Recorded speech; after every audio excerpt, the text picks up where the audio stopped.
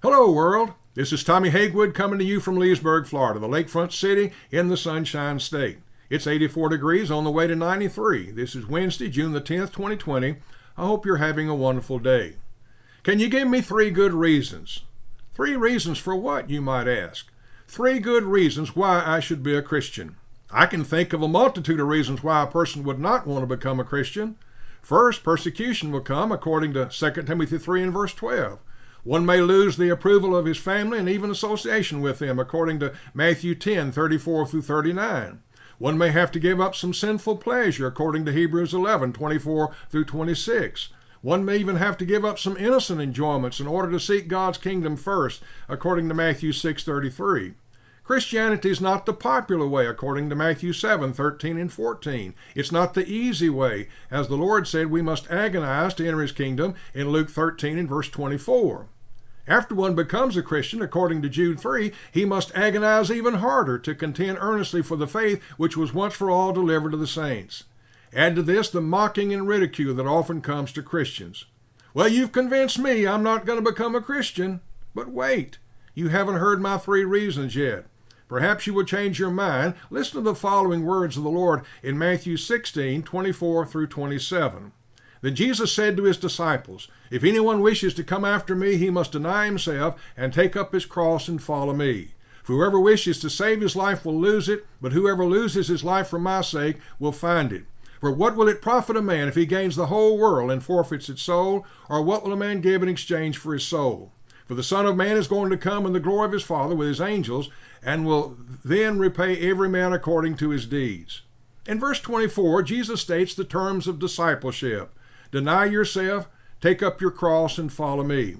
Denying self means completely disowning yourself. The same word was used to Peter's denial of the Lord in Matthew 26, 34, 35, and 75. The cross was not a gold ornament worn about the neck. It was the most extreme form of capital punishment ever devised by wicked men. It involved pain and shame and humiliation and mockery. Following Jesus is no piece of cake either. It involves sacrifice and suffering that you won't have if you choose not to follow him. Okay, you say, you've convinced me not to become a Christian. But wait, I've not given you 3 good reasons yet as to why you should become a Christian. Measure what I say by the Word of God. You will notice that the New American Standard of the Bible uses the word for, F-O-R, 3 times in verses 25, 26, and 27. These are the 3 reasons.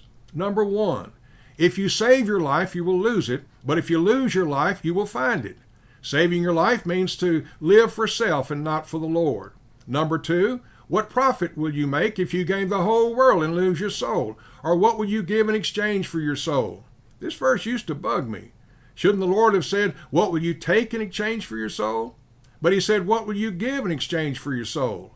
Then it dawned on me one day that we've already lost our souls due to sin. What will you give to get your soul back is what the Lord is asking.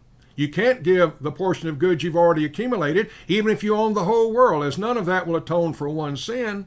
You're going to die, and you cannot take it with you when you die. Your soul is worth more than the entire wealth of the world, which is going to pass away according to 1 John 2, 15 through 17.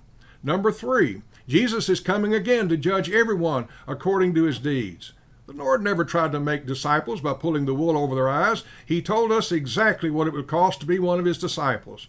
But remember this, Jesus did not want to die on the cross. He sweat blood and agony in his prayer to the Father in Luke 22:44. But Jesus denied his own will to do his Father's for the joy of bringing many sons and daughters to glory. He willingly took up his cross and gave, yes, he gave, it wasn't wrenched from him. He gave his life. According to Hebrews 12 and 2, it says, fixing your eyes on Jesus, the author and perfecter of faith, who for the joy set before him endured the cross, despising the shame, and is set down at the right hand of the throne of God. Jesus never asked his disciples to do what he himself was unwilling to do. So we each have 2 choices, to deny self or to deny Jesus the Lord, to choose the temporary or the eternal. Which choice do you make? Remember as well, search the Scriptures, serve the Lord, and share the gospel with others. It's a message that's too good to keep. Till next time, this is Tommy Hagewood wishing for you a very pleasant good day.